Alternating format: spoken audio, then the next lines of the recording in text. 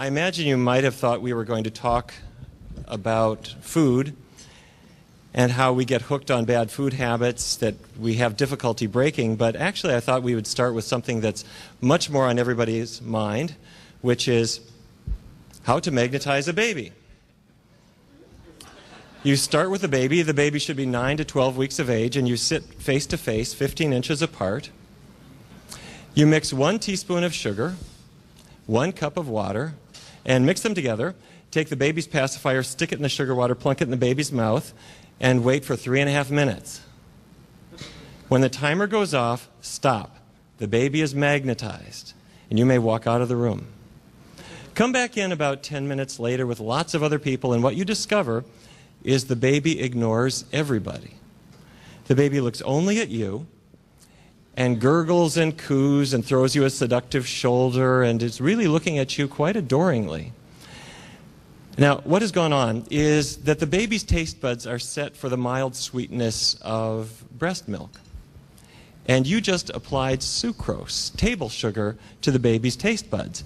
And that triggers a nerve impulse that goes to the base of the brain, and opiate chemicals, cousins of heroin or morphine, are then released in the baby's brain. In turn, they trigger the release of another brain chemical called dopamine, and that is responsible for everything that feels good. And the baby was experiencing this while looking at you. And the baby now associates you with all things that are good. So this is obviously very practical for grandparents. It doesn't have to be your baby. You can magnetize anyone's baby. Hospitals have been trying this, actually. If you have a newborn, I'm talking about 1 day of life or second day of life, and you're going to draw a blood sample, the typical technique is you take a little lancet and stick the baby in the heel and you get a drop of blood out. If you dribble some water in the baby's mouth beforehand, the baby cries just as much as before. But if you put a little sugar into the water and dribble it into the baby's mouth and then stick them, you discover the baby cries much less. What's going on here is that you're triggering the release of opiates, which have a mild anesthetic effect in the baby's brain. And this has no effect, however, if mom was a heroin addict. And can you guess why? Because the baby has been bathing in opiates, of course, for 9 months, and so your little bit of opiate that's caused from the release of the sugar has no effect. Okay? So the point being that sugar is essentially a drug. Not necessarily a terribly bad one or a terribly strong one, but it has drug-like effects nonetheless, working through the opiate system in the brain. And when we are grown-up babies, this is the kind of sugar that we take advantage of, and we react in our own way. Well, does it matter? Well, a teaspoon of sugar has only about 15 calories. It's not really a big problem. The problem with sugar, though, is that it gets into everything. It's easy to have large amounts of it piling up. And if you have one of these 20-ounce sodas, that can pack 250 calories of sugar that you didn't need. Now, when I was a kid growing up in North Dakota, we would have sodas every 3 months or something like that at a picnic or a party or something. It wasn't everyday fare. And I remember when the cans came in, our sodas were 6-ounce bottles. When the cans came in, my mother would say, "I can't finish a whole can of soda. I wish I had something that I could use to seal it up and save it for the next day." Well, today, if you go into any store, the smallest bottle you will find is 20 ounces. This is from Coca-Cola's nutrition analysis. 68 grams of sugar and almost as much caffeine as a cup of coffee. So if the sugar weren't a drug effect enough, the caffeine adds to it, and a 12 or 14-year-old kid consuming this is effectively hooked. This is from the Coca-Cola website. That is a lie. Now, help me out here. Tell me if you spot an addicting food. If you see one, just go ahead and call out. Oh, okay, all right. Nobody called out for broccoli, I noticed. Okay. Cauliflower, anyone? Well, okay, all right. This is my friend, Narcan. This is an opiate blocking drug. A guy is shooting up heroin on the street, and he accidentally misjudges the amount. and he shoots up too much heroin, and he gets wobbly, and he passes out, and his friends know what's going on. He's going to die. So they drag him into the emergency room, and you find a vein, and you inject Narcan, naloxone. It's an opiate blocker. What it does is it stops heroin from being able to affect the brain. So he wakes up, and you've saved his life. Now, if you gave this very same drug to a chocolate addict, I don't mean a person who likes chocolate, I mean a person who binges and is really throwing it down, you discover the most amazing thing. They take a taste of chocolate, and they set it back down. They'll try it again, and they just set it down. It tastes like chocolate, it has the mouthfeel of chocolate, it smells like chocolate, but the appeal of it is largely gone. Now, by the way, this is not a treatment. If you wanted to do this, you'd have to actually have an IV hookup as you went to the 7-Eleven. But what it shows us is that the part that we are aware of is the taste. What is happening in reality is a brain effect in which opiate chemicals are released in response to that taste of chocolate, and that is why we are driven to it, especially at any time when you need a little anesthesia. If you're tired, if you're angry, if you're annoyed, if you're alone, we tend to turn to these foods, especially at that time. It's a drug effect.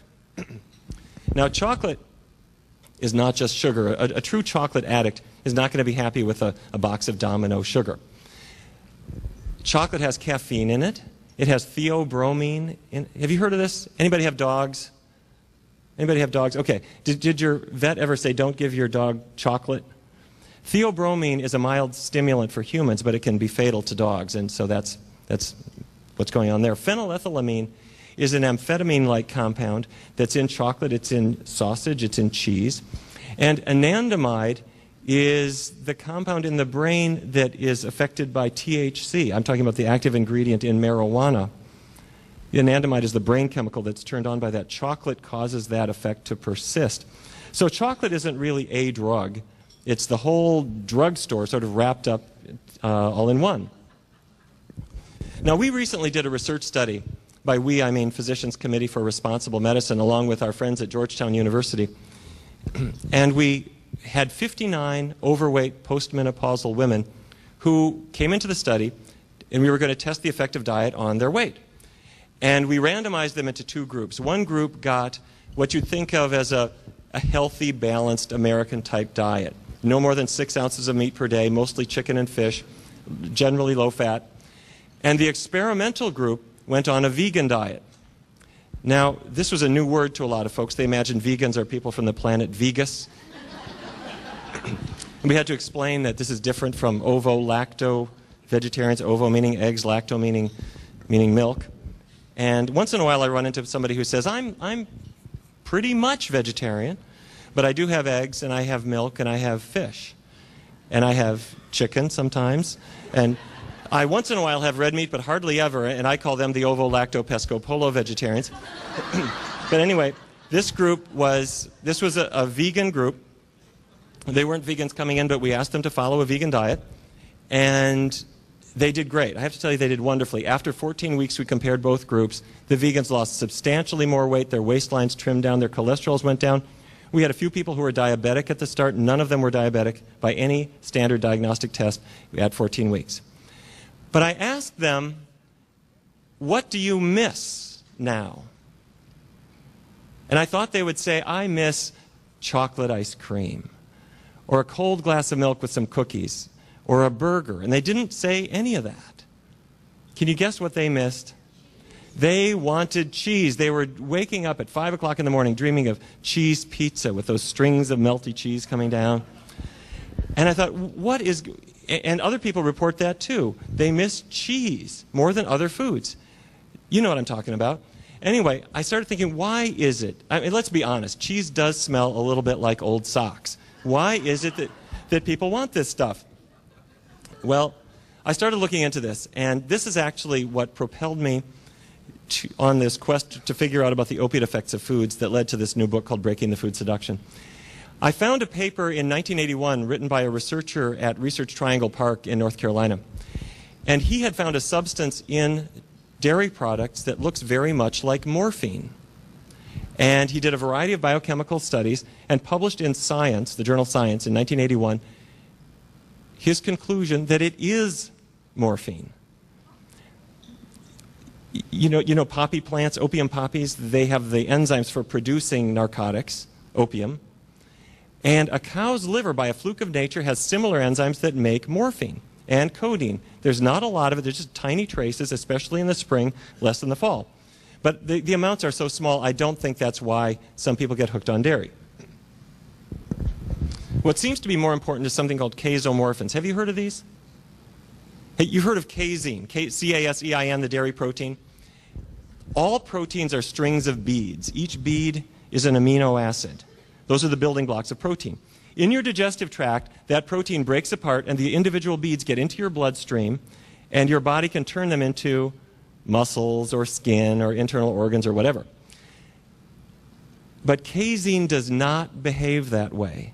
Casein is a long string of amino acids like other proteins, but in the calf's digestive tract, it's broken into not individual amino acids, but strings of 4 or 5 or 7. And they're biologically active. They have opiate activity. By that I mean they act like mild narcotic drugs. They're not that strong. The strongest is about 1/10 the power of pure morphine. But if any of you were ever in the hospital and you got a pain-killing drug that was in the narcotic class, like morphine or Demerol, the biggest side effect is that you get constipated fairly quickly. Well, if any of you ever did a big cheese overdose, that breaks apart into these narcotics, and one of the principal side effects is exactly the same. It's a narcotic-like effect. Now, for chemists in the audience, this is what the casomorphins look like, and it raises the question, what the heck are they doing there? Why would we have opiate compounds in milk? And I want to offer you my theory. My theory is that nature doesn't like leaving anything to chance. If the baby calf did not like nursing and turned away and said, "Mom, I'm just going to go wander in the woods today," or if a breastfeeding baby turned away from the breast, they wouldn't do well. They wouldn't thrive. So nature builds milk with protein and fat and sugar and hormones and growth factors of various kinds and a nice little narcotic effect, so that the casomorphins go to the baby's brain and cause a little bit of sedation. And for any of you who have ever looked at a baby as he or she is nursing, they get this funny look on their face. And then they doze off to sleep, and we think, my lullabies were so compelling. I hate to break it to you, you just drugged the kid. And now nature never figured that we would continue consuming milk. But what I'm suggesting is that the mother-infant bond has a biological basis in drug-like compounds, and that the human refrigerator bond kind of works the same way. Now, is it a good idea to break away from cheese? Well, here are the figures. The calorie content of cheese is huge. It's probably the most fattening food that people include in their diets. 2 ounces of cheese, which is about as much as you top a sandwich with, has close to 200 calories and lots and lots and lots of fat, mostly the bad fat, the saturated fat. That's the kind that makes your cardiologist get kind of woozy. The cholesterol content is high, too. If you compare it to sirloin steak, ounce per ounce, it's as bad or worse. Okay, did any of you have arthritis or migraines or digestive problems that got better when you got away from dairy products? Anybody experience that? It's the most amazing thing, isn't it? Where people who live for years with these conditions, the doctors do all kinds of expensive tests, and then one day somebody says, "Why don't you stop dairy products?" And suddenly your body gets back to the way nature wanted it to be. I think this is most important, perhaps not even for adults, for kids. If any of you have known a kid who has migraine headaches, it's the most tragic thing, especially for a kid who gets them frequently. These kids, it's not a tension headache. It's not, "I've kind of had a bad day." These kids have pounding pain, and it throbs all night long and into the next day. These kids don't play. They don't think, they don't read, they don't go to school, they don't do anything. What they do is they lie in the dark, trying to fall asleep. It's because they know that if they can just fall asleep, then they might wake up without the headache. And researchers have found that in about 80% of these kids, you can identify one or more diet triggers. When you take those out of their diet, they never have another headache, or very, very rarely. And the diet triggers for migraines are dairy products, chocolate, eggs, citrus fruits, meat, wheat, nuts, tomatoes, onions, corn, apples, and bananas. Now, don't get me wrong, there's nothing wrong with a banana. But if you're allergic to strawberries and you get a rash, you can't have strawberries. If bananas trigger a migraine, that's a problem for you. Dairy is at the top of the list. And arthritis, same story. For many, many people, their joints are just grinding, and when they get away from dairy, they get better. Okay. Let me take a couple of minutes and talk about something that is really critical. Every cancer researcher in America knows this, and other people, it's not on our collective radar screen, and that's milk and prostate cancer. Have you heard about this? It started out as just an observation. If you compare countries that consume a lot of dairy products versus those that have dairy products very rarely, the Scandinavian countries have quite a lot of dairy. North America, same story. We have a lot of, I have no idea what's causing all of this. No, the doctor knows instantly this is alcoholism, and I'm not going to send you down to the liver specialist and the eye specialist and the dermatologist to look at your nose. What we are going to talk about is how to separate you from this condition that is, from this substance that is causing all of these medical conditions.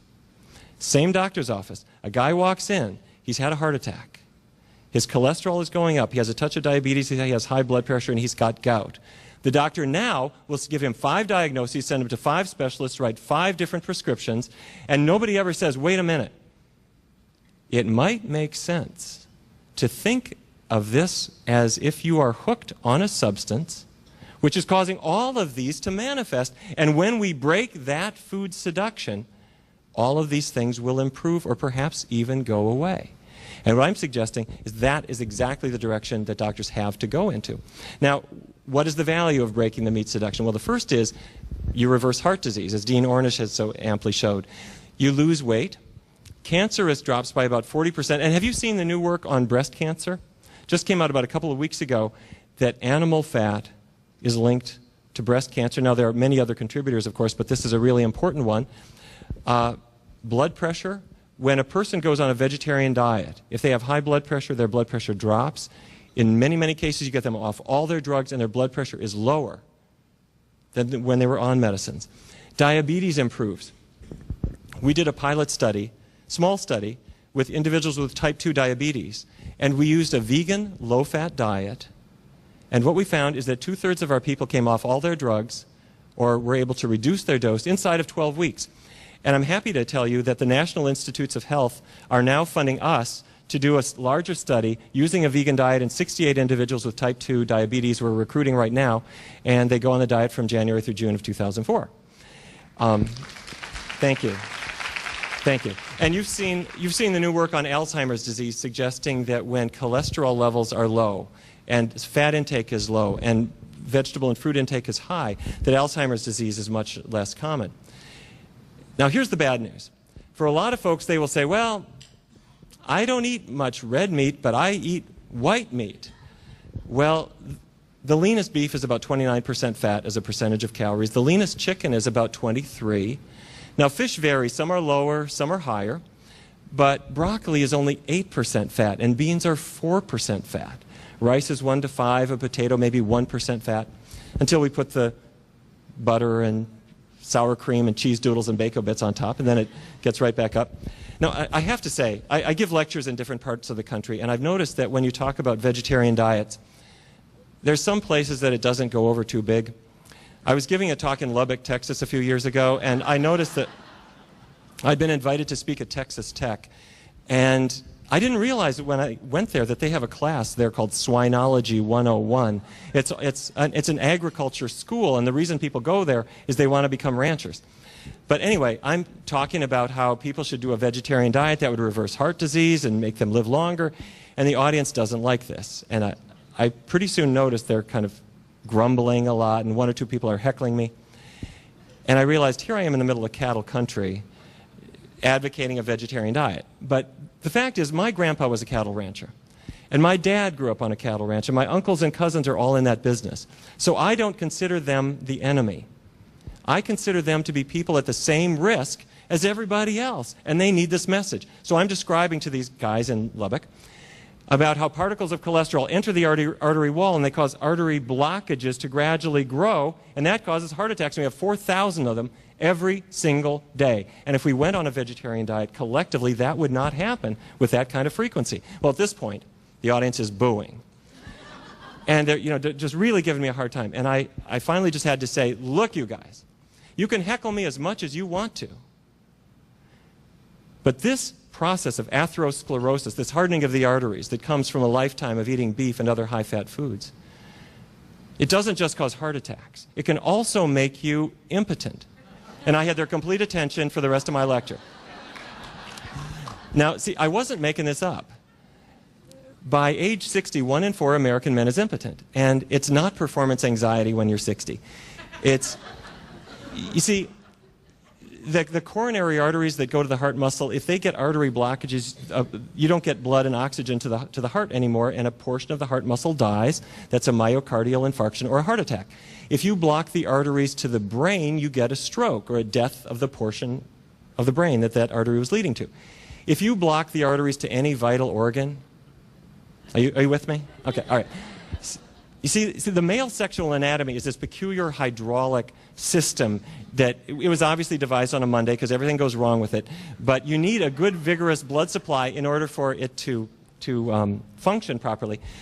So anyway, by the way, this is no joke for cardiologists. They know a man in his 50s who develops impotence has a 1 in 4 risk of heart attack or stroke within 2 years. It's just a sign of blocked arteries. So anyway, at the end of my lecture in Lubbock, I had all these guys in snakeskin boots coming up to the front, asking me for my macho tofu recipes and power brown rice. I realized I should stop talking about heart attacks because that doesn't motivate people, but we figured out what does. So now, I want to give you a little bit of bad news, and I want your help. The American Cancer Society is a huge nonprofit organization, and their development department has apparently not figured out what their nutritional scientists know. They're sponsoring an event in Atlanta called the Cattle Barons Ball, which has as its principal coordinators the owners of the Buckhead Beef Company. And these are phenomenally wealthy people in Atlanta, and they're trying to raise money for cancer.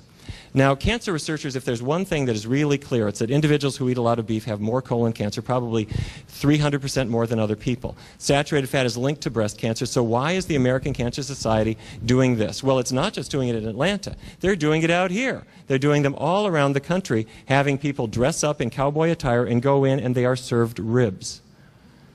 And they then give money, and you know where the money goes. We're afraid of telling the truth about cancer. We say, get your mammogram, get screened so that we find it. Now, I want to find cancer if it's there, but I don't want it to be there. Or let's raise money for better treatments. Well, if you've got it, let's treat it. But there's a third step, and that's to prevent it from happening, and that is never going to happen if we don't separate ourselves from the things that cause it. Now, I know that you all know this, but we want, when you get to have a big charity like this, they're afraid of telling the truth. They're willing to beat up on tobacco now because everybody else is. But what we have to say is that we should not have the meat-based diet that we have in America if we ever intend to tackle cancer. So, just this morning, I was on the phone with the chief scientists at the American Cancer Society saying you have to cancel this event, or you have to retheme it. They were going further. They were actually planning to run live cattle through the streets of Atlanta as a promotional PR stunt, and they're having pig races at the event to try to make people get into this theme about agriculture is your friend and so forth, and it's complete nonsense. It has to be stopped. Would you do me a favor? Would you write down that number on your screen? And would you please call them and say, please don't do this. Let's get serious. We have to do what we can to stop cancer. Or else, at the end of my presentation tonight, I'm going to give our website, PCRM's website. Click on there. I'll give you all the details there as well, okay? I am quite convinced that if, thank you. They mean well. They just need to hear this message, and if we work together, we can get them to do the right thing too. Okay, let's say I want to break free. I'm convinced I'm ready to change my own diet. Well, what do we do? What I suggest you do is we're going to take a 3-week period, and during this period of time, we're going to start with a healthy breakfast. Why? Because if your breakfast is really high in fiber, it keeps you full during the morning, so you're less likely to fall prey to the donut tray that is walking by work at about 10:30 that morning. Now, when I was a kid growing up in Fargo, North Dakota, my mom cooked us different kinds of breakfasts. The typical thing was her 5 kids would get out of bed and we'd go down to the kitchen, and my mother would take a fork and she would pull hot sizzling bacon strips out of the frying pan and put them on the paper towel to drain. And when the bacon was all out of the frying pan, she would carefully pick up that hot pan and tip it over to pour the grease into a jar. And she would take that jar of bacon grease, and she didn't stick it in the refrigerator, she put it on the shelf. Now, why don't you have to refrigerate bacon grease? Because when it cools down, what happens? It solidifies. That is a sign it's loaded with saturated fat. That's the stuff that increases your cholesterol level, leading to heart attacks. So the next day, my mother would take that jar off the shelf, and she'd spoon the grease back in the pan and fry eggs in it for her kids. And it's amazing that any of us live to adulthood, as I reflect on it now. Problem was, that's a very seductive meal at the time, but there's no fiber in it. Eggs don't have fiber. Fiber means plant roughage. So at 10 o'clock in the morning, her kids were all hungry again. Well, you're a growing boy. You ought to have a good appetite. You ought to be hungry. Wait a minute. If you give that same kid a big bowl of old-fashioned oatmeal that's high in fiber with cinnamon and raisins and some sliced strawberries, they're not hungry, and you can measure how much they snack. It's noticeably less later in the day. You give them a high-fiber lunch, same story.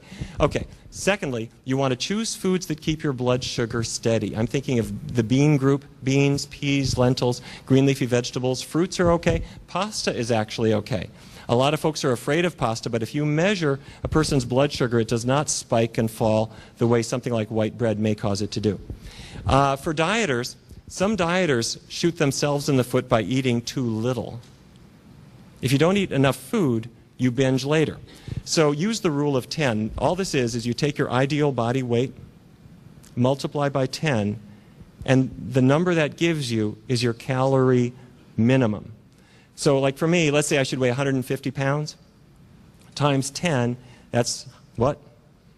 1,500. I can eat more calories than that, but I should never eat less than that, because if I do, I'm definitely set up for a binge. I'm a bigger guy. I should weigh 200 pounds. I need at least 2,000 calories if I'm ever restricting and dieting and counting every last calorie. Never go below your rule of 10. Better off, you really don't have to count calories at all if you're on a healthy, low-fat vegan diet. Now, craving cycles, if every day about 4 o'clock you're plugging the quarters into the candy machine, or every night at 8 o'clock your refrigerator is magnetic, you need to forget about food. You need to focus on time. From about an hour before to an hour after your time vulnerability period, do something that is inconsistent with eating.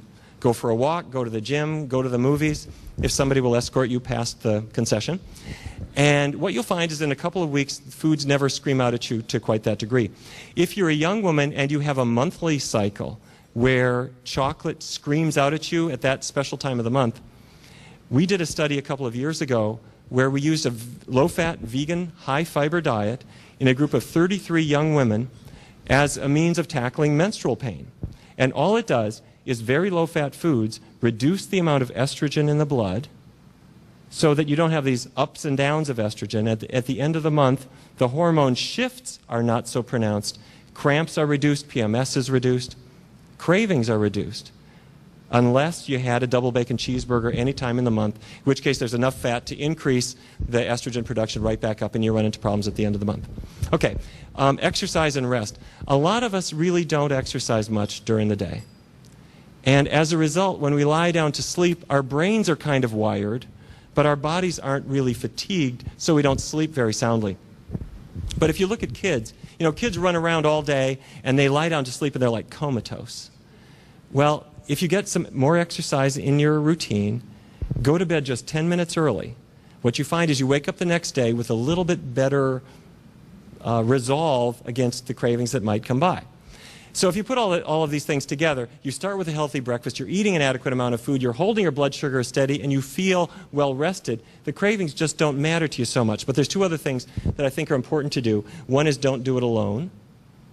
Grab somebody else and say, you know, we are cheese addicts.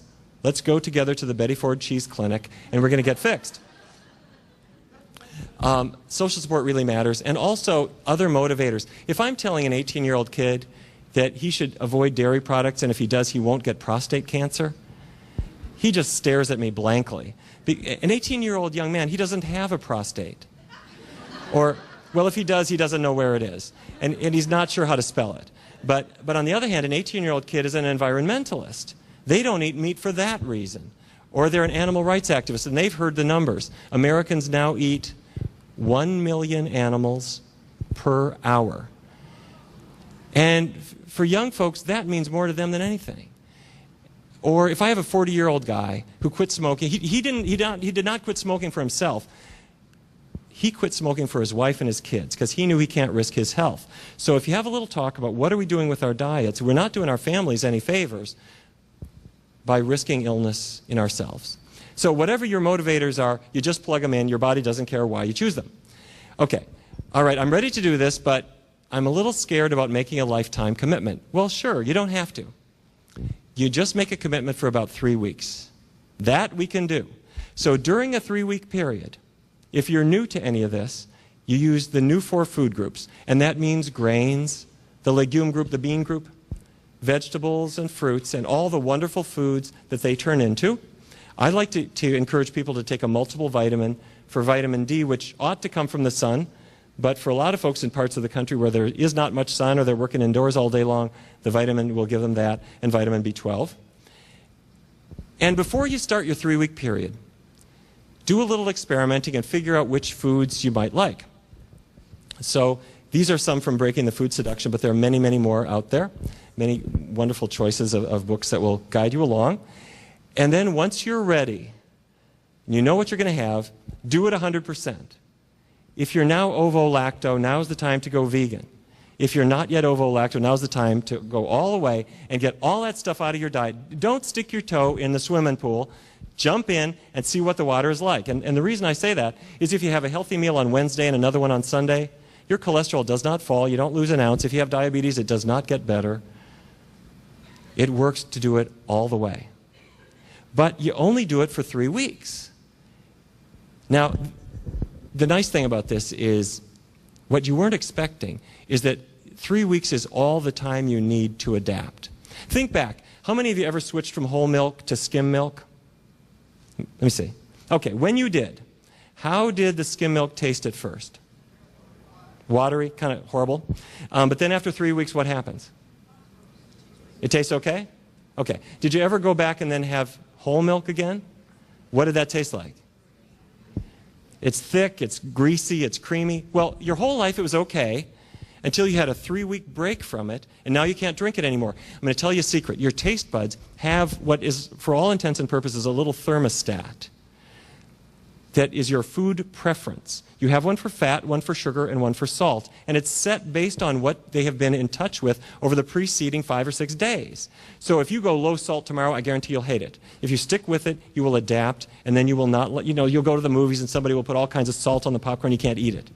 If you go to a totally low-fat vegan diet and this is not your routine, for the first day or two it seems odd, it seems too light, but you start to adapt, and then after 3 weeks you go out and say, I'm going to have that double bacon cheese monster burger, and you do, and it doesn't really taste like what you had hoped.